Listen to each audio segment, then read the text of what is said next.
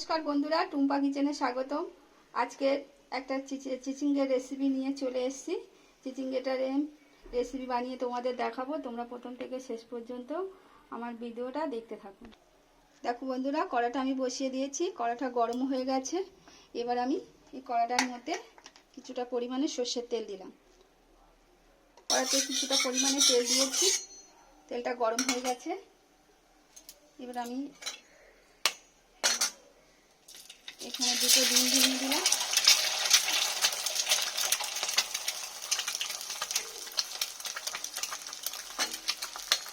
দুটো ডিম আমি দিয়ে দিলাম এখানে। ডিমটা আমি একটু ভুজিয়া করে ভেজে তুলে নেব। ডিমটা আমি দেখো একটু ভুজিয়া করে নিয়েছি। এবার আমি এখানে কিছুটা পরিমাণে নুন দিলাম আর অল্প সামান্য হলুদ দিলাম। দিয়ে আমি এটাকে একটু ভেজে নেব। ভাজা হয়ে গেছে। ভুজিয়াটা আমি কড়াতে আবার কিছু পরিমাণে তেল দিলাম, সর্ষের তেল।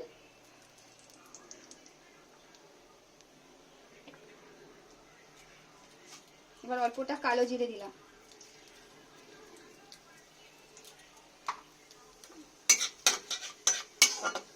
আর এখানে কিছুটা পরিমাণে রসুন কুচে রেখেছিলাম, দিয়ে দিলাম। আর পেঁয়াজ একটা গোটা কেটে রেখেছিলাম, সেটাও দিয়ে দিলাম। দুটো কাঁচা লঙ্কাও দিয়ে দিলাম।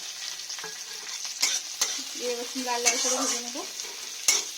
আমার লাল লাল করে ভাজা হয়ে গেছে। এবার এখানে আমি চিচিঙ্গাটা যে ধুয়ে রেখেছিলাম ওটাকে দিয়ে দিলাম।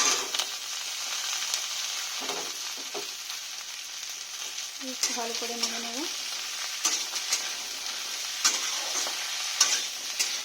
এবার আমি চিচিঙ্গার মধ্যে কিছুটা পরিমাণে মশলা অ্যাড করব।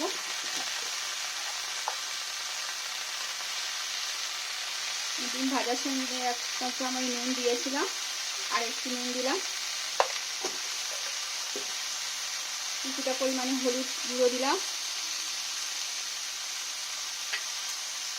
এখানে ধনের গুঁড়ো আছে আর জিরের গুঁড়ো আছে, দুটো মেশানো আছে, দিয়ে দিলাম।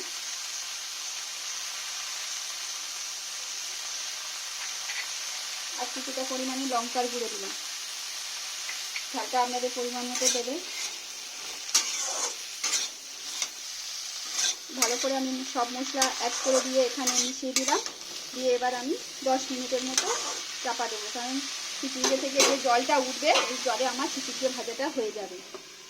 10 মিনিটের মতো চাপা দিলাম। 10 মিনিট হয়ে গেছে। আমি ঢাকনাটা খুলছি।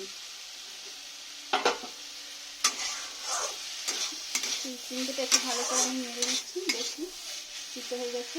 দেখুন বন্ধুরা, চিচিঙ্গেটা আমার একদম সিদ্ধ হয়ে গেছে একদম। এবার আমি একটু 10 মিনিটের মতো রেখে দেবো। একটু জল জল আছে, একটু শুকনো হবে, তারপরে তোমাদের দেখাচ্ছি। এখানে যে ডিমটা আমি ভেজে রেখেছিলাম এটাকে দিয়ে দিলাম।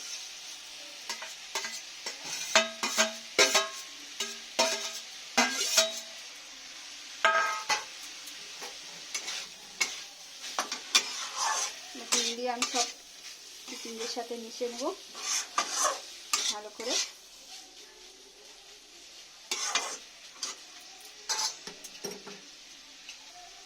5 মিনিটের মতো চাপা দিলাম। 5 মিনিট হয়ে গেছে। ঢাকনাটা খুলছি। দেখুন বন্ধুরা, আমার চিচিঙ্গা ভাজাটা কেমন হয়েছে।